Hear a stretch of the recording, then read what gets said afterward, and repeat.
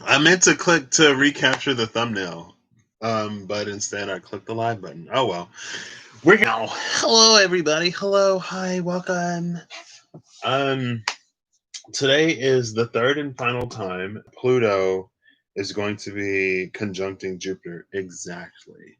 So we had the first pass, then everything went retrograde, and we had the second pass, everything is direct, and we're getting this third pass before Jupiter heads into Aquarius with Saturn at around the 17th and 19th, I believe, of December, next month, like in a month. I'm just drinking some ginger ale. And there's this one spread that's been on my mind. And I was talking to one of my friends earlier today. Um, and I was like, oh my gosh, I was thinking about this one spread. And now here I am about to pull it. I know which deck I want to use. Um, this one? I think it's this one. No. But I'll pull some Mirror Truth and Norman cards. Why not? Oh, excuse me. 1 second. That's what I'm talking about. Girl, I'm sorry. Today has been a frustrating day, but I'm tougher. Old Patrick would have been like, oh, this is too much. I guess it's not meant to be. I'm just going to give up. But new Patrick is like, no. I don't care who I got to talk to. If I got to talk to everybody, I'm going to keep talking to somebody until somebody tells me what I want to hear. Because ain't no way I'm this close and y'all's going to be like, no way. I refuse to accept that.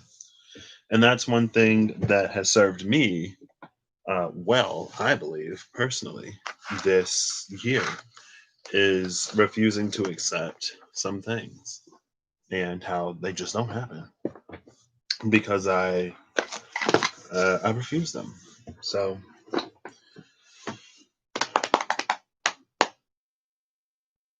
let's look at the astrology. If I were like more legit, or if I cared, I could use OBS to just pull it up, but that's fine. Let's see. I think the moon is in Libra right now, trining the north node in Gemini, sextiling the south node in Sagittarius. Oh yeah, that's what I wanted. Let me make sure I switch back to tropical. Okay, I'm in tropical. Nice. Excuse me. Hold it. Oh, I was like, wait, ain't nothing in Aries right now? So Mars is 15 degrees retrograde Aries. Uranus is 8 degrees still retrograde Taurus. North node Gemini 20 degrees. Leo rising right now. Venus is 19 degrees Libra. The moon is 21 degrees Libra. So when I looked earlier, they were conjuncting exactly at 19 degrees. So both the moon and Venus are trining the north node but sextiling the south node, which is kind of sort of a shift in like a shift towards the positive direction. Especially with Mars being in Aries right now, and the energy of trining the south node but sextiling the north node, the trine being the more favorable energy. It's like it's easier to slip and do something that you probably. It's not even a matter of something that you shouldn't be doing. It's more a matter of like doing something that doesn't progress you forward, or it doesn't propel you into whatever it is that you want to come into. It kind of sort of sets you back in the means of just like you not doing what it is that you could be doing. But now we have Venus sort of sitting on the opposite end of that with the more favorable energy aligning to the north node, which is what we're kind of sort of moving towards, but sextiling that south node. Now, both of them are favorable, but again, the trine is a little bit easier access. Um, the Mercury is 2 degrees Scorpio. The Sun is 21 degrees Scorpio. South Node 20 degrees Sagittarius. Yeah. So also I think they were both 52 minutes. Maybe not. No. No. So Pluto is 22 degrees 52 minutes Capricorn. Jupiter is 22 degrees 54 minutes Capricorn. And Saturn is 26 degrees 58 minutes Capricorn, with Neptune retrograde 18 degrees in Pisces. So there's 2 minutes between Jupiter and Pluto in Capricorn right now. That's what we're going to be focusing on. I feel like all of this Capricorn stuff has been about foundations in a lot of ways. Um, but with the energy of Jupiter also being involved, it's like it takes that Saturn, Pluto, and Capricorn energy and expands it. So instead of it being like one place or like one country that's hit, it's like the whole world. Because again, the expansive power of Jupiter. But when we navigate that successfully, it puts us in a position to establish new foundations. And that's kind of sort of what the point is, at least in my opinion. I'm not a professional astrologer and I don't claim to be. Honestly, I'm more into Aquarian astrology than Piscean astrology. And in my brain, Aquarian astrology is the astrology of what we're coming into. Piscean astrology is the astrology of what we like have been experiencing for however long, right? People say age of Aquarius, it's brand new energy, it's blah blah blah. Well, we can't look at we're in the space of transition. So it's gonna be both. But if we are to sort of step into Aquarius, I feel like we got to kind of sort of start looking more at Aquarius and not be so heavily focused in Pisces. And that's why I think that the South Node is in Sagittarius right now. South Node is in all of the well established thoughts, and we're coming into something new with that Gemini. Now, Sagittarius may say that that's juvenile, it's immature, it's underdeveloped, but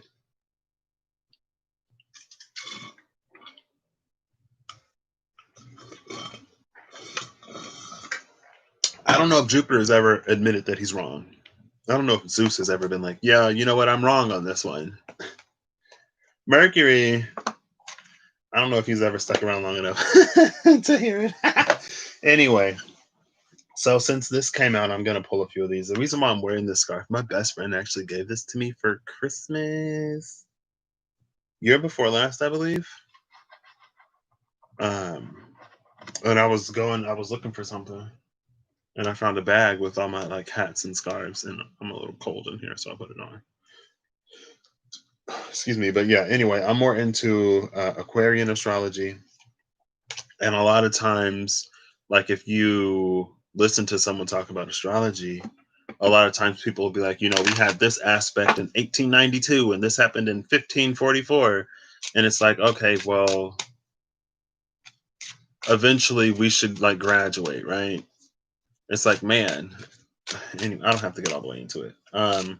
So I feel like with everything happening in Capricorn, with Jupiter being there and Saturn and Pluto, I feel like Pluto is that deep transformation. Jupiter is what scales it up to like global instead of like local. And Saturn emphasizes foundations in a way that doubly enforces that energy, but that also puts us in a position to begin building and establishing what will come after, right? It's almost like Saturn went back into Capricorn because it made it into Aquarius before it went retrograde. But it came back into Capricorn to like ensure that not only were we dismantling one properly and according to codes and regulations, but we were also building the next one. Because it's like, you know, Aquarius, well, that's a whole bunch. Bottom three, the tree, the dog, and the child. This is 13, 18, and 5. 13 plus 5 is 18. The tree, the dog, and the child. Oh, I love this. This it's to me, it's like Hachko, was that his name? Um, but it's like the dog loyally or the dog patiently waits for the child. And even though I don't know if dogs have a concept of time, and then there's the lady. It's like the dog expects to, after a certain amount of time, for an adult at least, to come back. But when the child returns, it's still a child, and the dog is like, oh, so like we get to play, right?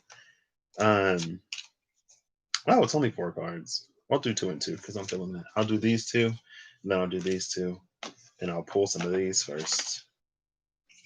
Um, so yeah, I feel like Saturn is there to be like making sure, like I said, that we efficiently and effectively take down one foundation, but at the same time, we establish a new one because Aquarian energy is futuristic, right? So when Saturn moves into Aquarius, it's about building upon the foundations that it already established, or it's about sort of renovating, um, what are they modernizing? It's about modernizing something or taking it even further beyond, right? But before you can do that, you still need to make sure that, like, the house is solid, right?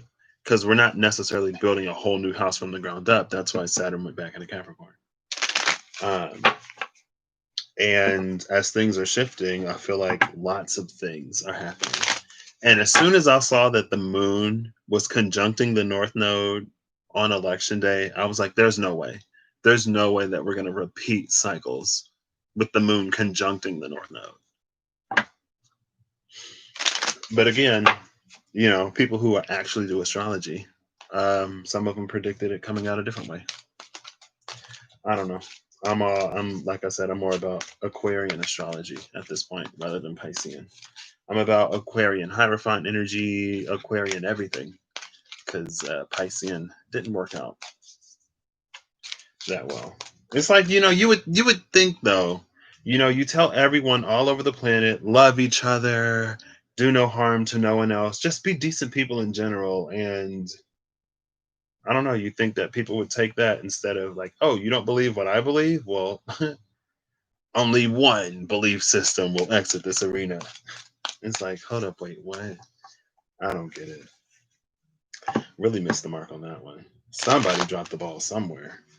Somebody wasn't like, wait, doesn't our book or our belief or our faith tell us like that we should love other people? Why are we hating and condemning and doing all of this?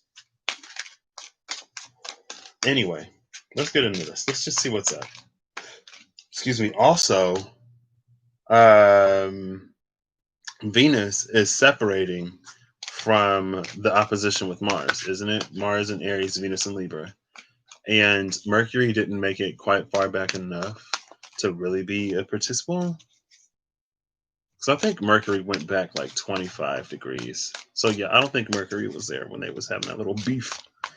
Um, but I feel like I'm thinking of the money pit, especially when I was talking about, well, because at the end of the movie, the dude is like, this was a project. At points, we didn't even think that we were going to be able to do this, but the foundation was solid. And as long as you have a solid foundation, anything else can be rebuilt, renovated, remodeled. And if you haven't seen it, then there we go. Thank you. Goodness. I was beginning to think I wouldn't have anything to talk about. Let's do it that way. Um, they end up on different sides of the house. And so it's like Venus and Mars, usually in an opposition, I feel like they're more head to head, but it almost feels like them being on opposite ends of the house. Venus is doing things the Venus way, and Mars is doing things the Mars way. But it's almost like with Mars being in retrograde, with it having sextiled, squared, with it having squared Saturn at the beginning of its retrograde, and then squared uh, Jupiter and Pluto on its way back. It's like it's giving Mars the message, right, of all of that foundation work that needs to be done. And it's almost like instead of, like I said, instead of them fighting each other, or being at odds, it's like Mars is like, you know what, I'm gonna just take care of the stuff that I need to take care of. And so by the end of it, I guess we'll stop here for now. Bottom of the deck is the Queen of Pentacles, the Dryad. Dryads are nature spirits. There she is. What else about Dryads? Okay. um, who is this?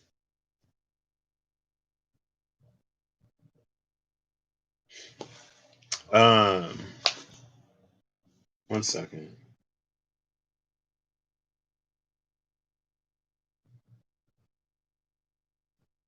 Sorry.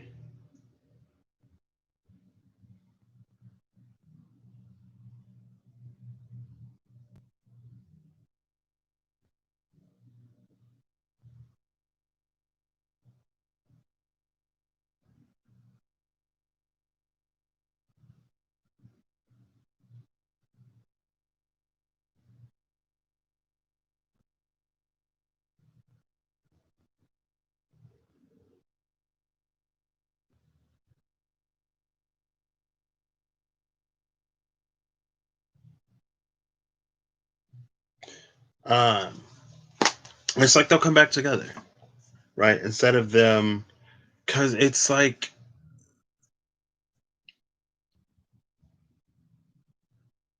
we're usually they would butt heads and they would like yell at each other and argue and fall apart. They both sort of went to their respective corners, figured themselves out. So now when they come back together, it'll be better. Because I feel like sometimes, like, especially when it's with people, we can understand that when people are upset, they say things that they may not necessarily mean.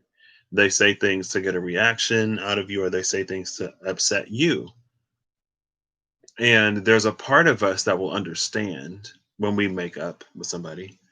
There's a part of us that will understand that that's the space that they were in. But at the same time, there's a part of us that's still hurt.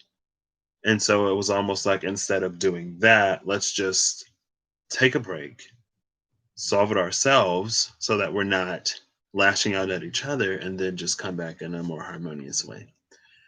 And I'm feeling like that energy of the polarity more than anything else, personally. Now we got the left side and we got the right side. The left side got four cards, two Lenormand, two tarot.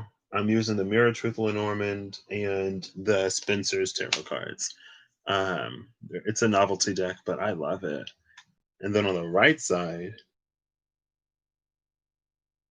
this will be one of these is Venus and one of these is Mars.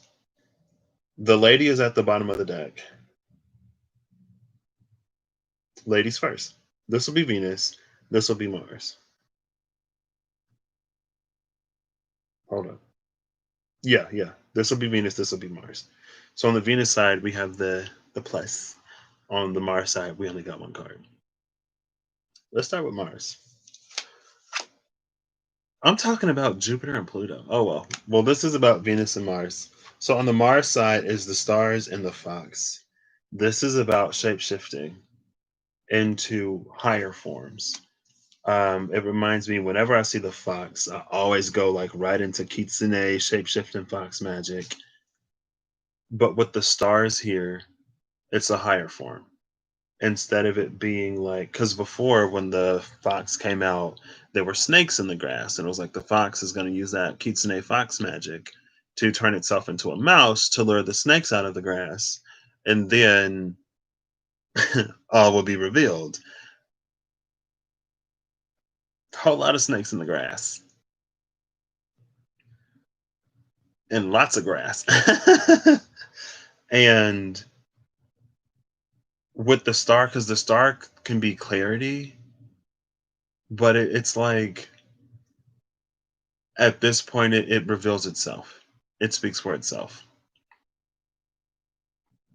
But it's so that was the energy of the fox before. But this time Either that or it's our very hopes and dreams that are changing. Oh, I like that better because it's the stars and then the fire. So I think that's also, well, to be in a space to claim it, we have to become it basically. So it works the same either way. Um, but I think this is a space of our hopes and dreams and aspirations changing for the better. Maybe this year has served as a bit of context to what it is that actually matters to us, what it is that doesn't quite matter so much, where it is that we're willing to compromise, and what it is that we're not willing to compromise at all on.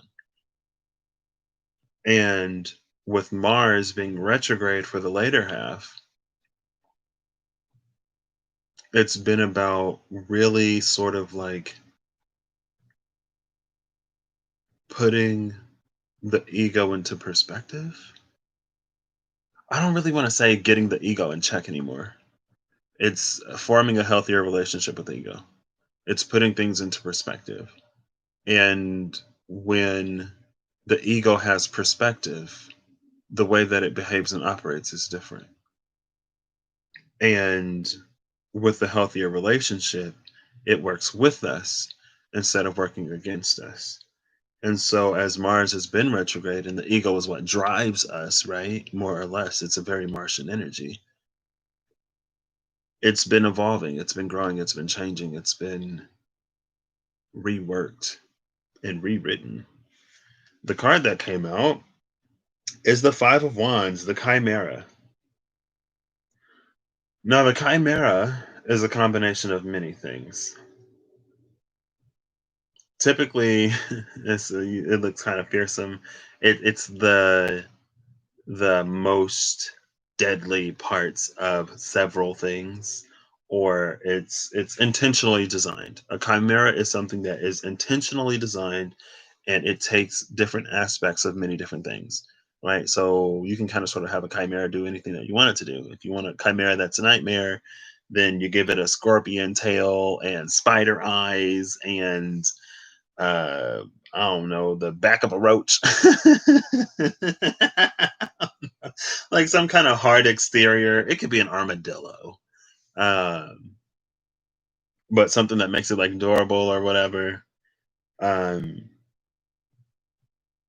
but over here, why I've never watched Coven on American Horror Story, but I think there's a dude named Tate who dies and then they put him back together or something. And then there was like that meme or the Vine or whatever when he's like, "You're all I want. You're all I have." And she's like, "Go away, Tate," or whatever. Um, Not necessarily that energy.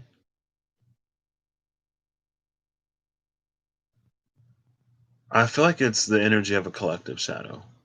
I feel like it's the energy of all of the things that we've allowed to persist, all of the things that we've been turning blind eyes to, all of the things that we could have begun or began to change a long time ago or some time ago, but we didn't until there was so much going on that we kind of sort of had to, until it was so clear that we kind of sort of had to. And the more people sort of fight to maintain old systems, the clearer it gets, right? It's the foxes in the form of mice luring snakes out of the grass, where things become really obvious. And so I feel like that's the nature of this chimera. That's the nature of this Five of Wands beast. And I've been seeing the Five of Wands in the affirmators a long time ago, for a minute now. And in the affirmators, they're dragonflies. And dragonflies to me is like ancient energy. And it's the energy of like a conflict that's existed before we've even existed in these incarnations. But we, wittingly or not, continue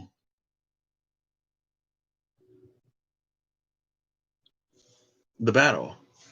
Talking about, yeah, or speaking of religious, spiritual differences and people going to war over that. When, like, most of them are like, hey, you should love people.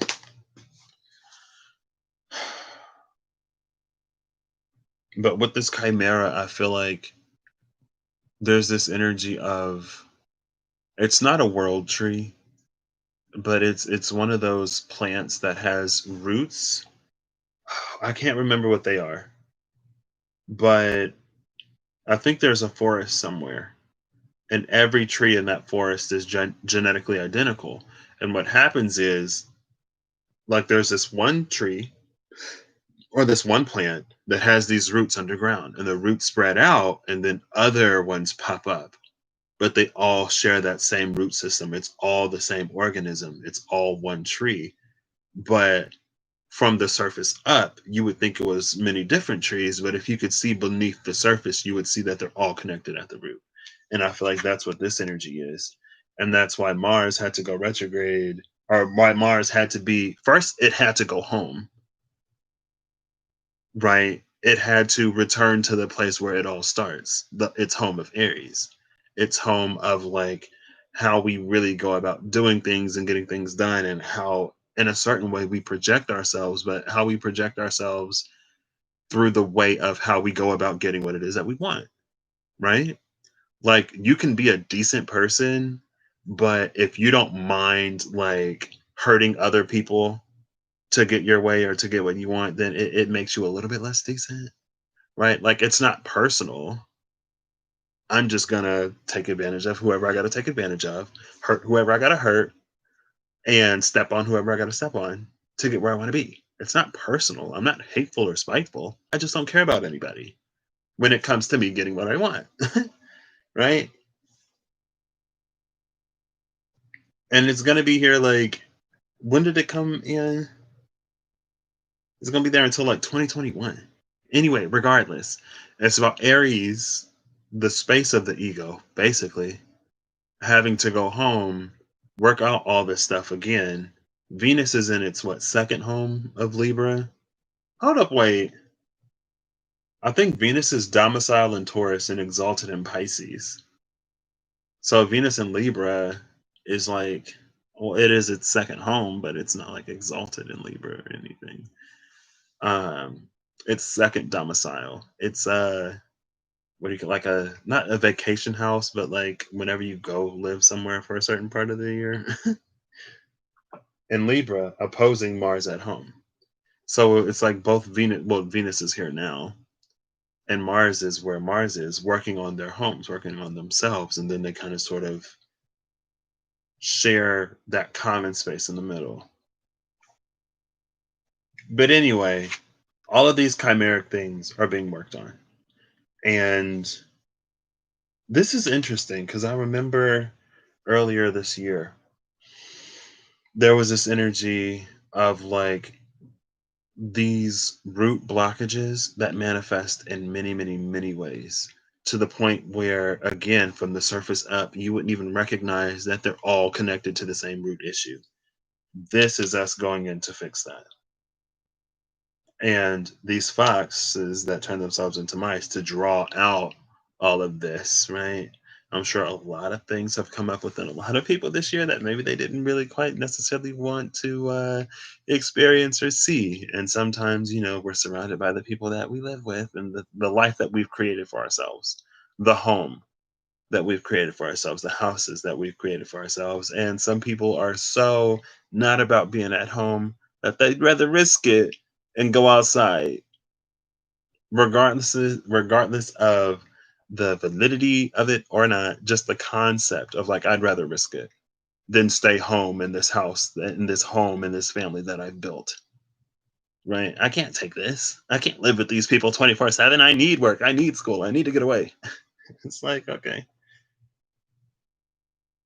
But that's the Martian side. The Martian side is all about not fixing the ego. Fixing is the word that popped into my mind. So I guess fixing the ego, fixing the relationship with the ego. Okay. Now let's go to the Venusian side. The Venusian side has the coffin and the tower. The Venusian side of this energy was either dead or unattainable, either in the coffin or locked at the top of this fire. Goodness. Honestly, though, it feels like Mars did it first. Hold up, wait. Venus went retrograde first. Venus went retrograde in Gemini this year. And after the North Node moved into Gemini, or at roughly around the same time, the North Node Gemini, or at roughly around the same time, the North Node moved into Gemini from Cancer, and Venus moved into Gemini from Taurus. And it was moving slowly, and then it retrograded back into Taurus, I think. And then it proceeded along its course. So Venus went retrograde in its home of Taurus. Okay, well, it was in Gemini when it happened, but it ended in Taurus. And now Mars is retrograde in its home of Aries. Now, Mars was at home a lot longer than Venus was. Venus is like, I still got stuff to do. I'm the gosh darn empress, right? The emperor can take a break, but the empress, she works 24/7 because the people need her, right? And it's like with the emperor, I feel like the position of the emperor is more externally focused, right? It's about defending and protecting and providing for the kingdom. With the empress, I feel like it's the same, but it does it in the way of the morale of the people, right? It does that internal fortification instead of the external fortification. And it's the external, well, they both need work, but anyway, the Empress, people in the kingdom always need their Empress, right? There may not always be a threat, so the Emperor may not always be in Emperor mode, but the people are like day to day life, things happen. I'm trying to see. I think Mars went retrograde August or September. I'll go to September. Oh wait, I could have just did this. Mars went retrograde September 9th. That's interesting because I just looked at September 9th earlier. I was supposed to be looking at the 8th, but here's September 9th, so I'm not a terrible friend. And Venus, let's go back to May. I think Venus retrograded in May. Yeah, because it was after the node switched. And I think it went direct in June. So I'm actually going to go to June. Venus is in Gemini, still retrograde. So I don't think Venus went all the way back to Taurus. No, Venus was 5 degrees in Gemini. Okay. So Venus never went all the way back to Taurus. She didn't go all the way home. She just stayed in Gemini for a minute. But she was there when, no, the North shifted first. The nodes. No, wait. Yeah. So Venus went into Gemini on April 3rd. So Venus went into Gemini before the nodes went into Gemini. And she was there. And then the nodes came in. She went retrograde in that Gemini space that we're going to be coming into next year. So that'll be interesting. Let me see.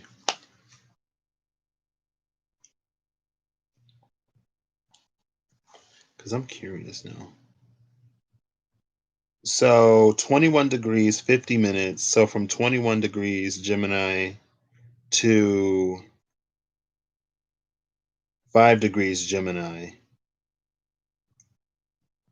Venus was retrograding, preparing that space for the North Node. The North Node is 20 degrees Gemini now. So the North Node is officially in that retrograde space of Venus. And so it's almost like a seed was planted.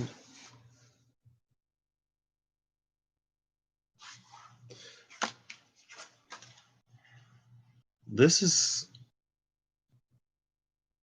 so with the coffin and the tower together. I feel like this is the energy of things that were once hard to attain are suddenly getting a lot easier. This is 8 and 19, right? Because the coffin is all about transformation, and the tower is about like fortification and stuff like that. The tower in the Lenormand is kind of different from the tower in the tarot, but with the coffin, it kind of sort of feels the same. But it's like walls are coming down, defenses are coming down, things are shifting. It's going to be easier on the Venusian side. Maybe because on the Martian side, again, with the ego, not with the collective ego, with the collective shadow, finally really being observed and questioned and tackled in a way to bring light to it, then it like it puts the heart at ease and it puts the mind at ease a little bit. It's like we still got work to do. It's not done, but it's coming out with the star, the tooth fairy. You see this? The star. And then on the Martian side is the star. Or stars. We got stars and then the star. That's cute. That's real cute. That's real cute. So yeah, it's like, I could have went ham. I could have snapped. I could have told you all about yourself. But I said, actually this time, I'm gonna start with self first. Because I always end up reaching this point anyway. But what's crossing the star energy is the King of Swords in reverse, the Viking.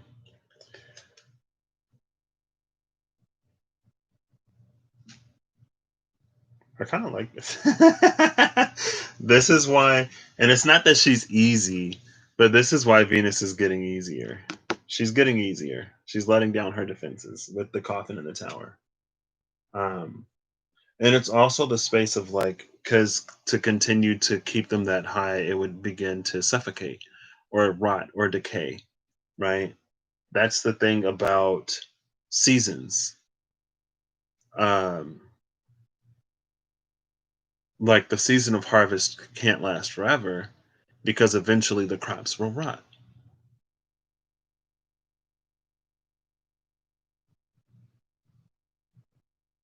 So I feel like this star energy with the tooth fairy gives you money for teeth. Teeth are sort of symbols of like wisdom and also of growth. Um, and the tooth fairy kind I don't know, but she gives you money for the teeth that fall out, right? So it's like your baby teeth. So there's this energy of like there's this wisdom that we came into to survive, grow in, and some people thrive in an energy that was a lot more immature. And we did have the child at the bottom, right? The lady, no way, the lady was behind the child. Oh, that could have been the mother. I didn't even think about that. The lady was behind the child. Um, but it's like again, it's like, but we're coming into this new cycle. So as we lose teeth, then the tooth fairy is going to come in and reward us. Now, some of us have been holding on to our old teeth because I don't know, we don't want to lose them. Right? How many teeth do sharks lose? What's a shark message? I think I looked up sharks one time. I don't remember. Um, but this is the star card. The star is coming down to reward us for the work that we've done in a way of maturation, in a way of expanding upon our own internal foundations and our views of the world, honestly, because star Aquarius Uranus, Aquarian astrology, I just talked about it, didn't I? But that in opposition to the South Node in Sagittarius right now. Like right now is not the time really to be stuck in and fixed in the beliefs that we've held for so long that they became the system. South Node in Capricorn was the physical manifestation of those beliefs that is being sort of renovated right now. But what good does it do to renovate the building if like it's still going to fall apart, right? Like if you're it's like you have this condemned building, right? But you're not replacing anything. You're just moving new stuff into this condemned building. But it's like if the building is going to fall apart, it's going to fall apart. Now it's going to fall apart with all this new expensive stuff in it, as opposed to it falling apart with the old stuff in it. If we don't do that South Node in Sagittarius, we end up in the same place. Um, Sorry to be like that, but it is what it is. Is this the King of Swords? Both of these are Aquarian energy. Huh. Fixed air, King of Swords, the star. Both of these are Aquarian. Interesting. Interesting. Well, both Saturn and Jupiter are moving into Aquarius, right? I think this King of Swords being in reverse, crossing this star card, is the fact that Mars is also in the space of doing that same healing. And I think that's why Venus is going to be letting her guard down, because Mars has changed. And because Mars has changed, to honor the change that Venus has been doing, they get to come together on a new level. So let's get a few cards on the in between, or like one or two. I'll set a few. Let's give this a shuffle. A shuffle, shuffle. This is interesting.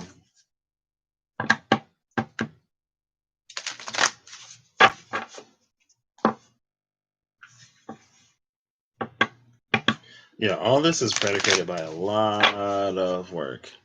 But it's like self-work. Hey Zelda, how you doing tonight? How are you? How are you doing? Oh, okay. Work. Bottom of the deck is the devil. Ooh, the demon. What's behind the devil? The Queen of Cups. And behind the Queen of Cups is the Eight of Cups. Okay, there we go. I just had to go looking for it. We're walking away. You're okay, about to leave work. Oh. Well, I hope, because I think you said you have to travel for work right now, right? I hope you have a safe trip back home.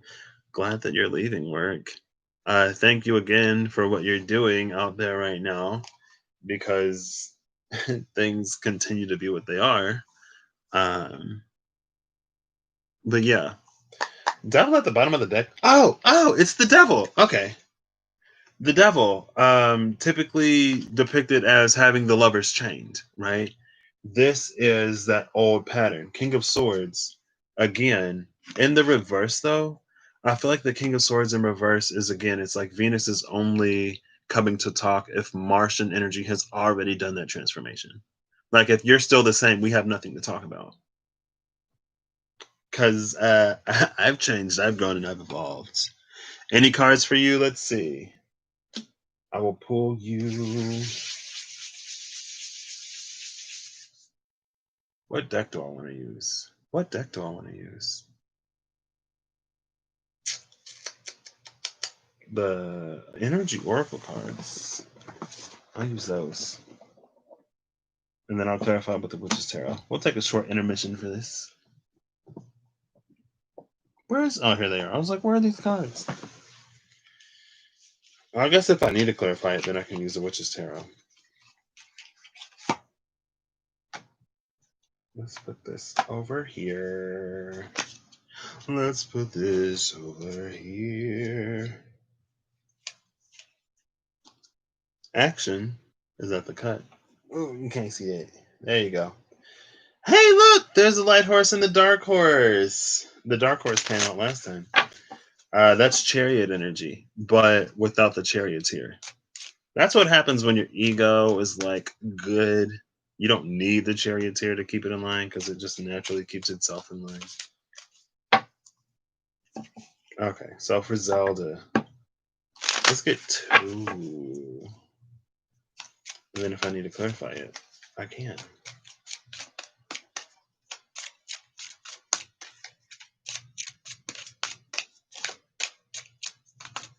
Let's see.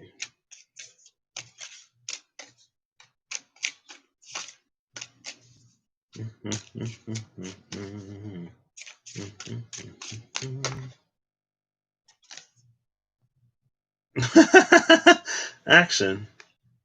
Okay. It didn't want to go back in, so I was like, I'll just take it. No problem, Zelda. What else? What else? You're not considering moving, are you?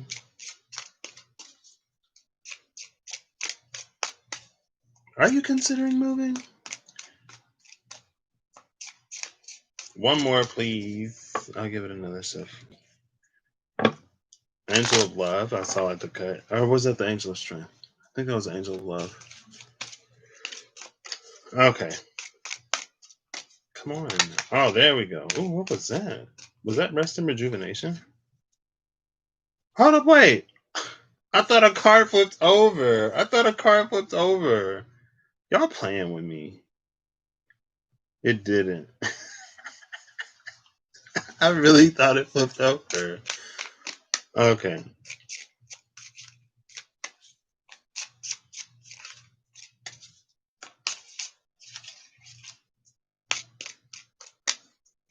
Maybe it's only action.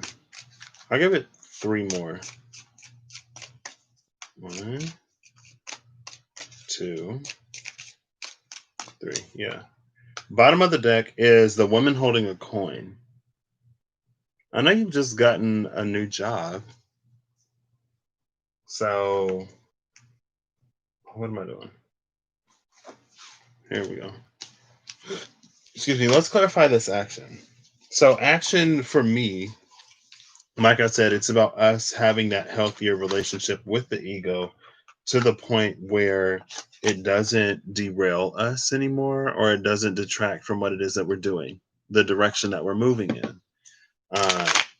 So if that is not the case for you, then I would say if you're having any difficulties or if you're finding it hard to do something that you need to do or to receive something that you want, maybe see if there isn't a part of you that is rejecting it for some reason. Um, 8 of Swords and the 5 of Cups at the cut. That's not light energy.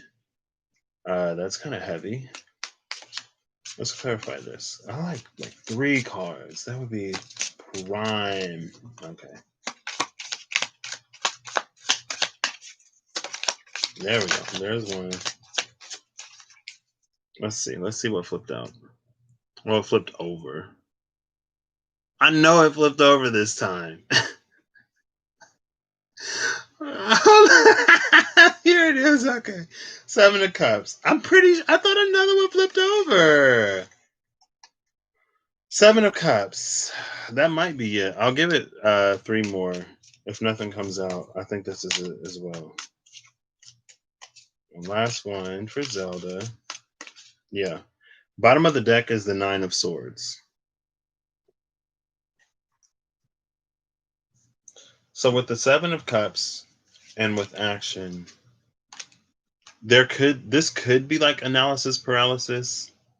It could be you sort of analyzing to the point where you don't really do anything. I feel like there is a sun energy here, but I also feel like it's not visible.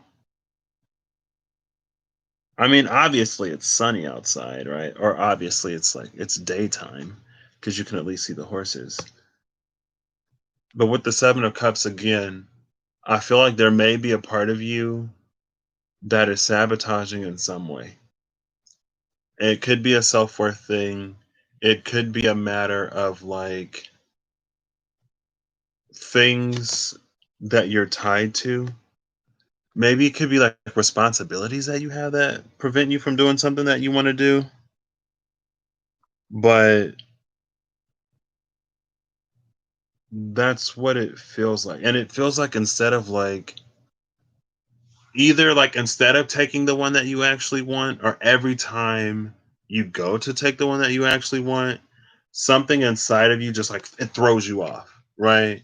It's like how it's like how I was reaching in the box to get the Spencer's tarot cards, and then I pulled out the Mirror Truth Lenormand cards. I was like, okay, well, I guess I'll also use these. Um, but like it almost feels like you know what's up though. You may not necessarily want to face it or admit it, or I don't know if it's necessarily that. Well, it just kind of sort of feels like something impacts you more than you think it does with this. But it also feels like if you could get this resolved, then you would be good. And like, I don't know if you're going to be physically moving, but it feels like you are with this action card. That's why I was like, I don't know if you're moving. Like, I don't think you're moving. Maybe you're like moving in a different sense, like energetically or spiritually ascending in some way. But you can't do that if these horses are tied down. And you also can't do it if they're not going in the same direction. So, yeah, that's what I got for you. No real advice, unfortunately. Can I get an advice card? Maybe. This is an energy oracle card. Let's get some advice. I mean, I guess the advice would be to face it. You're looking for an apartment and one just came up next door. You don't know if it's the right one for you. Okay.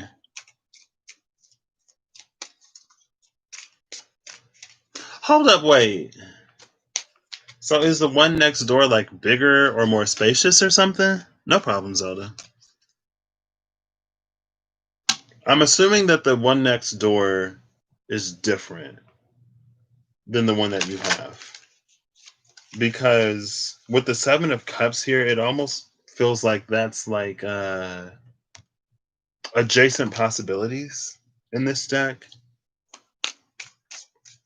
Um, I would say like I don't know, maybe like you might get something that isn't necessarily the one next door. Maybe it'll come into your awareness that there's an apartment somewhere else that's kind of sort of like maybe the one next door is fine, but it might be better.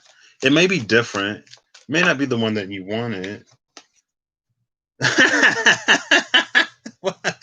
The woman holding a coin. The card that was literally just at the bottom of the deck. So I guess the cards that I talk about are the cards that are coming out. The bottom of the deck now is strategy, though. Okay. So I guess if you are looking for something, I feel like with the woman holding a coin and then the garden and the gate, so you could get an opportunity. It's in a city you don't know if. Oh, okay. So whatever it is for you, um, 21 and 42. 21 times 2 is 42. So there is an energy of double. Excuse me. I don't know if you're going to have an unexpected expense or something like that. But with the strategy card and the woman holding a coin, to me, it just feels like budgeting. Um, like you may be coming into a period of time where you just need to be a little bit wiser with how you spend money, or you may receive money somehow that it's like it's coming to you for a reason and there's something that you're supposed to do with it. So I don't know, maybe just be wise with your money right now, and also like keep in mind all this stuff. Like don't stand in your own way. Um, yeah, and with the Nine of Swords at the bottom of the other deck, yeah. All right, but that's what I got for you, Zelda. That's what I got. That's what I got. That's what I got. Yes, you need to. Okay. Yeah. I was like, the woman holding a coin again? Wait. I was like, action came out. Okay. But yeah, that's what I got. Thank you for stopping in. Thank you for your donations. Also, I appreciate them a lot. They mean a lot to me. I'll set these. I won't put these back yet because I like to get a final message from all the cards that I use. So I will be getting a final message from these decks at the end of the video as well. Just need somewhere to put them. I got Usually I clear this space before I go live. I got like Kansas soup. I'm kind of excited about it, honestly. I like soup. I haven't had like chicken tortilla soup in a minute. Oh, I want some chicken tortilla soup now. But that's fine. So back into the space between Venus and Mars. We have the devil at the bottom of the deck. And it's interesting because typically the devil has the lover's change. Now in this deck, it's just the demon. Some real Cthulhu feeling type whatever.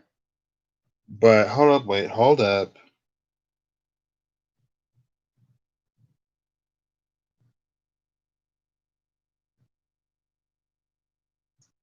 Okay. I don't think I've ever really looked at this card, honestly.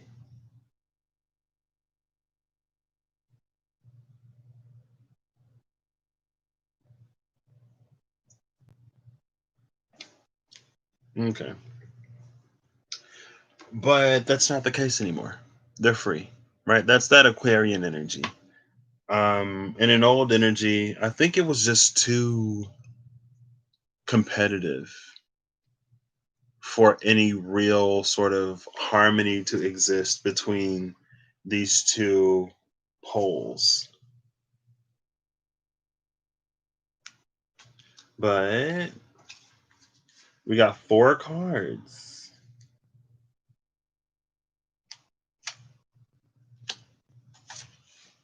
Okay.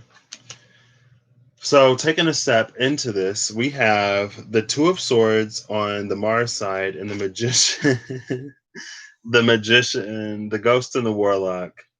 The Warlock is on the Venus side. The Ghost is on the Mars side. Again, I feel like Venus's willingness to work with this Martian energy is going to be a direct result of the change in Martian energy.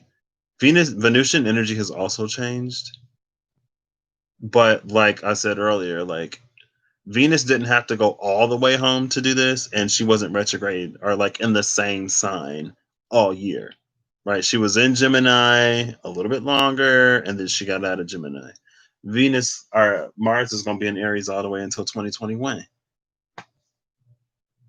And then on the Martian side, it's this ghost. It's almost like this is very much that, like, oh, I miss the person who you used to be. Like, where's the person that I fell in love with? Where's the person that I married that I said I do to? That I said I do to? Yeah. Because whoever this is right now, this is not who I signed up to do this with. And I'm not going to do this. And over here, there's this energy of like Mars, again, being home for so long, it needed to face its own internal demons. And it feels like, again, with this chimeric energy, whatever has been impacting and influencing Mars, it's been dead for a it's been dead for a while. It's been gone, or not dead, but well, yeah, kind of dead for a while. Or like the person who started it, the the seeds were planted a long time ago. It's been growing for a long time and decaying for a long time. And it's time to like update. It's time to come into something new. That's Aquarian energy. It's technology. It's a whole bunch of stuff. That's not the past. Now, they come together with the Ace of Pentacles and the Two of Wands.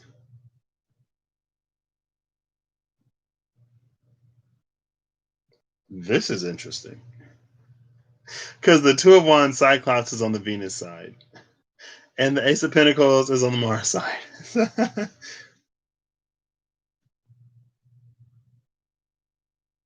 I feel like this is it's that energy of whenever you spend a lot of time with someone, how you can pick up on some of their traits. And so Venus, our Venusian energy, is becoming a little more Martian. Martian energy is becoming a little bit more Venusian. I feel like we're really going to be able to begin to experience the creative side of masculine energy. It feels like for a while, feminine energy has been primarily creative, and masculine energy has been primarily either destructive or um, structural. Like it puts it in boxes, or it just straight up destroys things. But I feel like things are switching up a little bit. Masculine Martian energy is going to be coming into a little bit of a more of a creative functionality. Feminine energy is going to be coming into,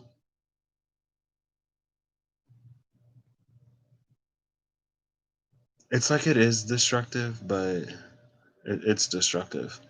It's very much that like I put you in this world and I can take you out type of energy. But it's an understanding that it's that thing about seasons again. Because eventually, if it's organic, eventually it will decay. It's just a property of organic things. It doesn't last forever. And that's the thing. I think that's why the Five of Wands and the Two of Swords also came out on the masculine side, because old masculine creativity was not organic, and it could last for as long as you take care of it. As long as you keep it going, the masculine creation will be alive. Long past its time in some cases. But with the Ace of Pentacles on the masculine side, it's about starting over. It's about growing new in a way that is more bountiful, in a way that is more conscientious. And what's that word? It's like renewable, sustainable. I forgot it last time too. In a way, it's building in a way that's sustainable. Not only sustainable, but in a way that accommodates for evolution and growth and progress. Whereas in the past, it was too restrictive to allow any real mobility, fluidity, evolution, or change. And on the Venusian side, honestly, with this, I feel like it's like in order to create one thing, there has to be room. Venus is making room for something.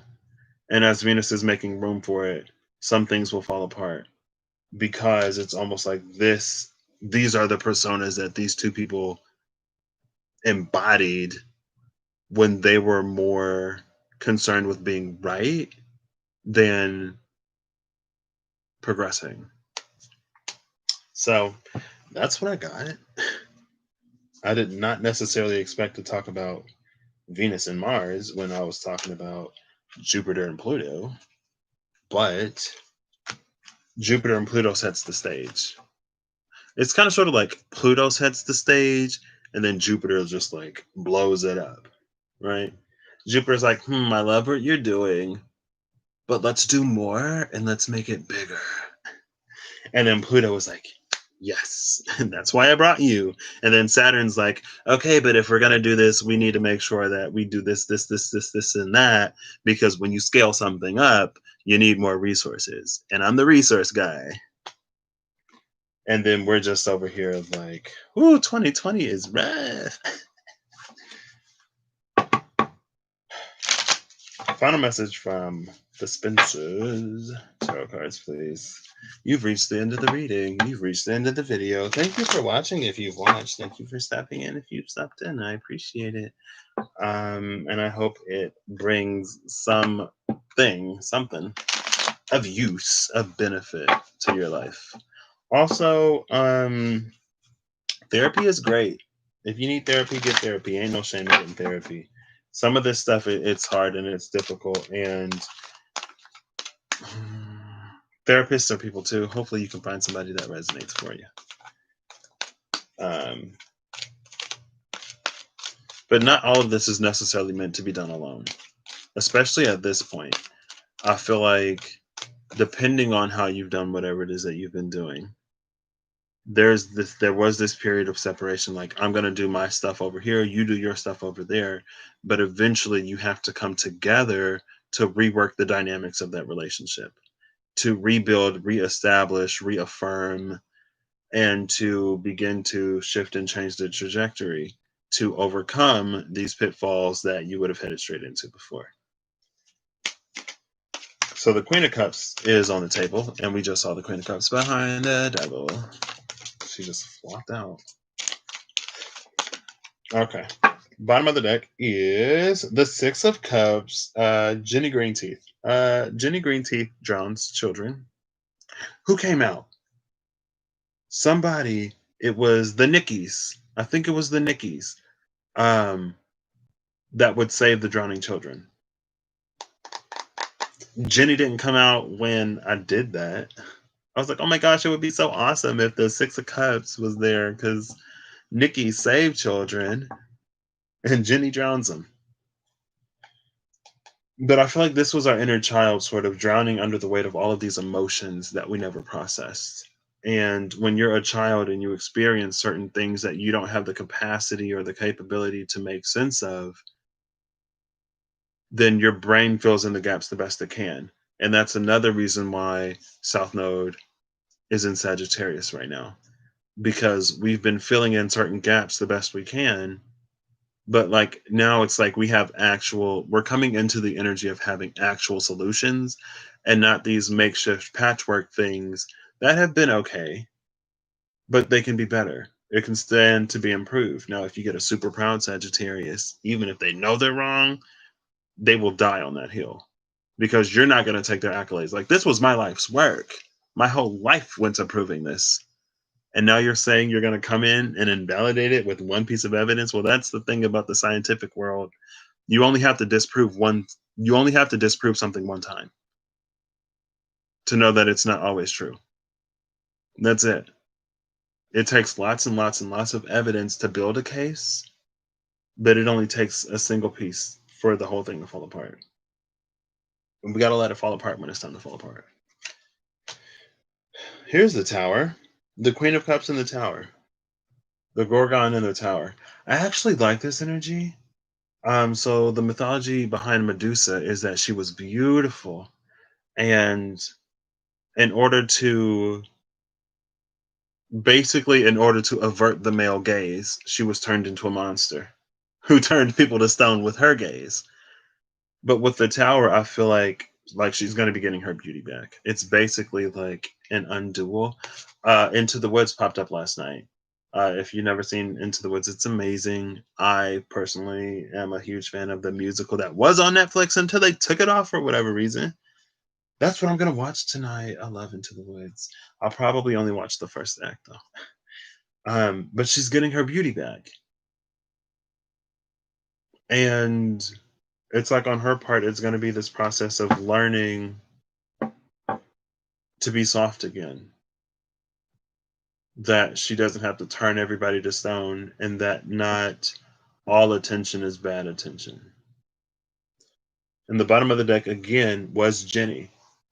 So what was lost as the inner child was drowning will be regained. And it's gonna right a lot of wrongs. Has the potential to. I speak of potentials on this channel. I try not to speak in absolutes, and I speak of potentials, because if you don't do whatever it is that you got to do to get whatever it is that you want, you might not get it. If you don't show up to work, you don't get paid, right? It's not like you don't show up to work and then you bring in your contract. Well, here it said that you would pay me this amount of money. And they're like, well, there it says that you would work a certain amount of hours. You don't just get paid because you have a contract. Still got to do work. Contracts can be nullified and invalidated, voided.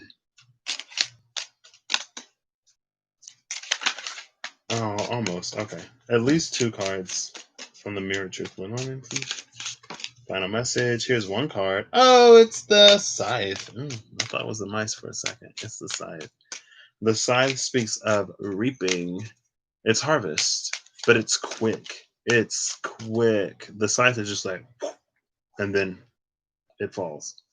This ain't like that long, slow death process. This ain't like drawn out. It's harvest. And a quick harvest too. One more card, please. What are we harvesting?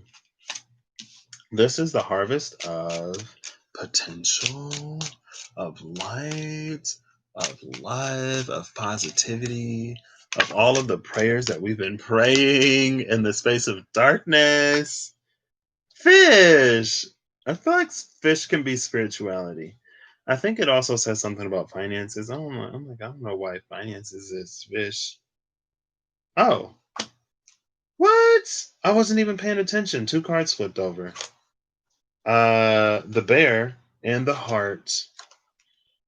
Somebody's heart is gonna be warming up. Oh, it's gonna be melting. Hearts are coming out of hibernation. That's cute. That's cute. And this is what two of the fish. It's like two of the fish are looking towards the bear and the heart. This last fish is like, I ain't about that.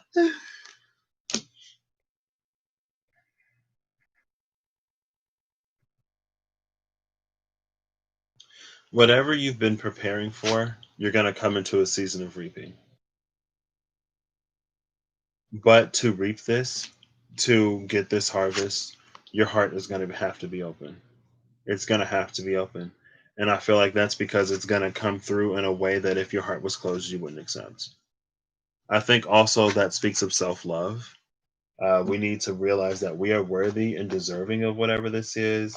If we are more concerned about how we don't deserve or how we're going to mess up or whatever, then it's like, hey, forget about it. But you ain't got to be like that no more. That's what I said earlier. Right before I came live, I just hopped on Twitter for a second, and one of my buddies was like, "How do you?" Well, let me see. I think he said like, "How do you show up in the world that you create?" or something like that. What do you say? How do you exist in the world you are creating? And then I said, with intention, integrity, and the understanding that I'm not who I used to be, because that's been a big thing for me lately. I'm kind of sort of doing a lot in my personal life right now. Um, and I have a lot to do and not that much time. And I found myself in a very, very, very fortunate position. A position that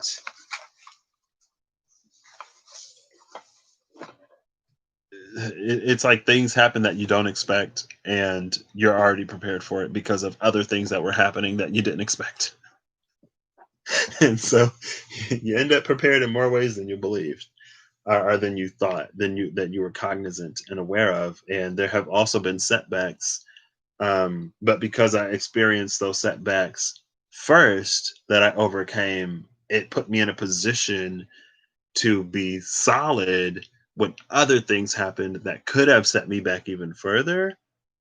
But because I did what I needed to do in the moment, now when these other things are coming up, I'm Gucci, I'm golden, I'm fine, more or less. Um, Thankfully. What was I talking about? Why was I talking about that? Yeah, but whenever things slow down, that's when I'm like, oh my gosh, I'm not doing what I need to be doing. Like, oh, I haven't changed. Oh, Patrick is still here. Like, what if I self sabotage? Oh my gosh. Spirit is just like, dude, calm down. You're not who you used to be. Your motivations are different. The things that you do are different. Like, you ain't got to worry about it. And eventually, at some point, to continue to hold old beliefs, it creates negative self fulfilling prophecies. So that's another reason why South Node is in Sagittarius right now. Because what we don't need when we're in the space of creating something brand new is decades old worries and concerns and fears and limitations, honestly. Limitations based off of what our understanding was at the time. Okay, I just threw all of those off to the side. But the man holding a heart is looking at me, so we're going to take him. Man holding a heart, the sun, and walking away.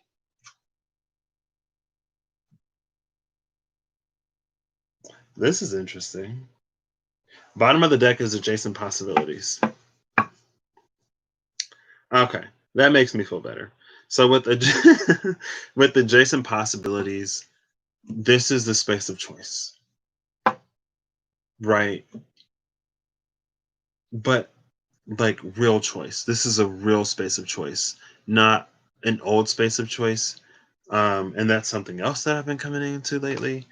It's this feeling of, when did I do it? I did it. It started on this channel somewhere. But it's this feeling of like, in fight or flight, if you always choose fight, your choices are made for you. If you always choose flight, your choices are made for you. It's only in this space of allowing ourselves to exist freely and more undefined that we actually get to navigate in a way that will lead us to escaping the orbital field of whatever we're trapped in. Um, right. And that happened a while ago too. It was this feeling of like, there's this planet, let's call it Pluto, right? Because Pluto is the star today. So Pluto is orbiting towards the edge of the solar system, right?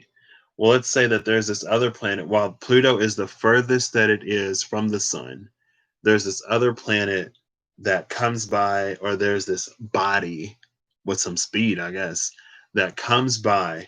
And if its gravitational pull is strong enough, it can pull Pluto right out of our solar system. Now, I know that that isn't necessarily the case, but this is the feeling, right? So, this is why we're putting more and more distance sort of between us and this old luminary body to come into this brand new space. But when you're that far away, you come into actual choice, right?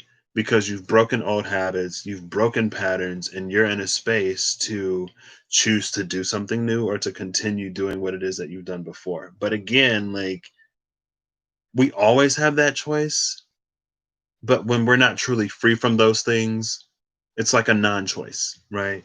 But I think that's why walking away is here after the sun, because now we can actually come into these brighter things because we freed ourselves from what kept us restricted in the first place. So that's gorgeous. Adjacent possibilities. It's like they're right next door, across the street, down the way, a state over, the next country. And there's that man holding a heart, the open heart again, right? The bear in the heart. Oh, that's cute. That's cute. That gives me snuggly vibes. I want to snuggle. I want a good cuddle right now. I haven't had a good hug in a minute. I don't even think I hugged my mom. She'd be like, what you want? I'm like, I just want a hug. My Taurus moon needs physical touch. ah, anyway, that's gorgeous. Love that. Last but not least, the Witch's Tarot. Now let's see what comes out here. Ooh, is that the three? No, the Two of Wands. Two of Wands. I think I saw. No, that was a Three of Wands. Okay. Oh wow, that just did not shuffle. That was weird. Oh, Justice. Okay, okay, Justice. These are not shuffling. Okay, let's slow down. Let's recenter. Ooh, that feels like heart space. Oh well, that's why. The Lovers in Justice. I was like, ooh, that feels like heart space. I feel some heart space stuff going on right now. And then it's like, oh, the Lovers in Justice. Okay. But again, if the Lovers is about making choices and decisions, and Justice is here now, that's why self-worth and self-love are so important, because it leads us to making those decisions that honor the truth of who we are and what we're actually worth, instead of honoring basically what we were taught our value is or was by society, right? And it's like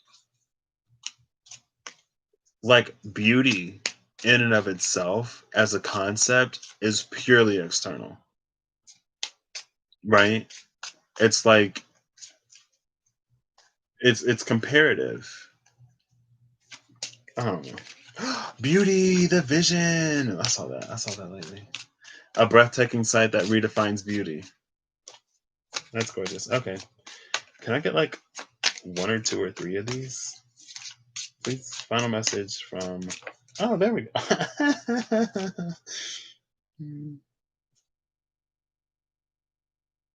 Okay. Well, there's an 11. here, making sure nothing else flipped over. So the Seven of Wands was sitting at the top of the deck. If the Seven of Wands wasn't sitting face up at the top of the deck, I probably wouldn't have seen it. But the Four of Wands is the card that just fell out on the table. So, I mean, the man holding a heart, the sun walking away. We had the heart and the bear after. I don't even remember what the other two cards were. The fish, the scythe, the fish, the heart and the bear, which is about warm the heart up. We're talking about Venus and Mars sort of coming together now that they've worked through their individual things. Now they can come together. And that's like also internal, right? I don't know where the light is. I don't feel like Venus is the light. I think the light is probably Jupiter, Saturn. Uh, Venus is us, right? I think Venus is us through the heart, because it's almost like we're always making decisions from the heart. Always. Either your heart is open, or your heart is closed, or your heart is absent. We're always making decisions from the heart because whenever we do something and it impacts and affects someone else, there's that question of, do we care enough that this impacts something or someone in this way to modify how we go about getting what it is that we want, right? And that's where if the ego is not in check, then you be doing all kinds of stuff to get whatever you want.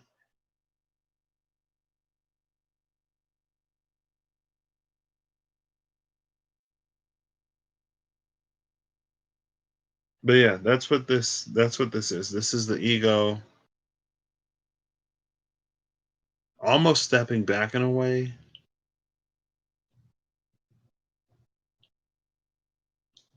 This is internal, okay? I'm trying to figure out what Venus is. Like, it's easy to call Mars the ego because Mars is about how we go after what we want and how we project ourselves out into the world, basically. Venus is like how we love. It can also be, I know Mercury is primarily responsible for communication, but I feel like Venus has a certain element of communication as well. Um, Venus is just like it affects everything. It affects how you communicate. It affects how you go about doing what it is that you want to do. It affects the way that you perceive things. It's not like the soul, but the heart just it impacts so many different things. Like everything. Well, without a heart, it's pretty hard to. I mean, it does provide blood to literally every single organ in the body, so it makes sense. Um, But again, it's like if Mars is too aggressive, then it's always going to be in contention. Anyway, I ain't got to get that deep into it. I mean, it's the Four of Wands, but also the Seven of Wands. This is 11 Wands overall. 11 is the second step on that other side. And I think maybe that's how sometimes it could be like spiritual awakenings or something like that. Because at the 10, you're still sort of at the threshold between worlds, but the 11 is that first. It's like the 10 is one step over the threshold, so you got like one foot in, one foot out, right? So like let's say that this is the threshold. If we're walking, right, doop doop doop doop doop, boom, we have one foot on the other side, one foot in this past side. This is the 10, the ending of one cycle and the beginning of another one. The 11 is that second step. So now we are more fully in this new energy, less tied to the past energy, but still not really having a solid comprehension of what this is. But at least we're firmly in it. Um, and I think that's what this is. That's the place of advantage that the Seven of Wands is. Now, the Seven of Wands can be defensive. I more often than not feel it as advantage, right? We have the high ground.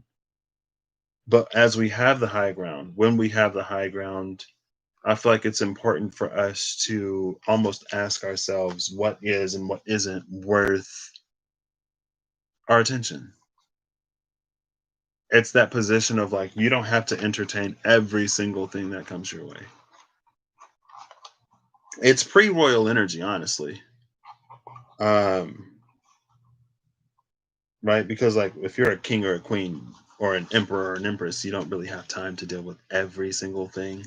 That's why you have a council of people that you trust, or you at least field the questions, right? I don't know. But whatever it is, it's proven. Proven tried and true. That's what that is. It's proven tried and true. And it's not to be taken lightly. It's not to be taken advantage of. It's not to be messed with. But it's an energy of something that will prove itself. So that's what I got. Again, if you saw this, I hope you got something out of it somewhere. I don't know. Pluto and Jupiter, that conjunction has happened. They are separating now. I mean, 5 to 10 degrees, is a conjunction. Or 5 to 10 degrees is an aspect. Some people say it's like five. If you want to be like right on the aspect, it's probably like two or exact degree, but it is in the exact degree and like 2 minutes away. Um, so we're coming out of this. And Jupiter could be the planet of like karmic rewards, right? Wheel of Fortune type of energy. But with Jupiter being in Capricorn, conjuncting Pluto, and Saturn being in this space, it's probably things that you actually had to work for. Like Jupiter outside of Capricorn is just like, oh yeah, here, just have it. Here's this thing that you didn't even work for. Just take it. I don't care. I've got plenty. Jupiter and Capricorn is like, hey, so Saturn and Pluto told me that I can't just keep giving you stuff all the time because when I do that, you get spoiled and you don't do what it is that you're supposed to do, and then you get like weirdly dependent and you just start thinking that you don't have to do anything, and I guess that doesn't serve you right now, so sorry to have to make you work for this, but you want a hot body, a Maserati, or a Bugatti, then you got to work. All right, that's what I got. I hope you have a good whatever whenever you see this, and I hope you're acting in alignment to make better your reality. Because I honestly do believe that it's all possible right now, but it's going to be a series of conscious choices and decisions.